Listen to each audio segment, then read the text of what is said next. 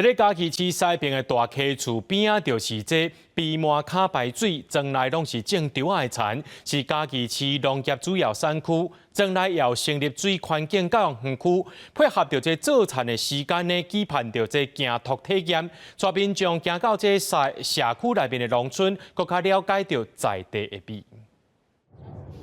社区的民众甲参加行头的民众来插秧啊，有的人是完全无经验，有的人是细汉时捌做过，因想袂到参加行头，佮有捕田的体验，嘛感觉真新鲜。因为足久拢无算过啊，即摆来参加都很有趣。为了要互民众了解嘉义市在地的农产甲环境，嘉义市的大溪厝社区配合环保局举办农村美食的行头活动，除了户外的体验，佮请老师来教因做物件。参加的民众讲，这个环境真清幽，佮会当学到新的物件。这边吼是大溪厝的环境教育园区，啊，这个环境教育园区的边啊，拢有种咱的稻啊，啊，所以咱家吼一档内底拢会讲咱的食农教育，啊，食农教育拢是以米作为主题。现在刚好在推广，我们可以去体验一些事情，对啊，然后周围环境又很好啊，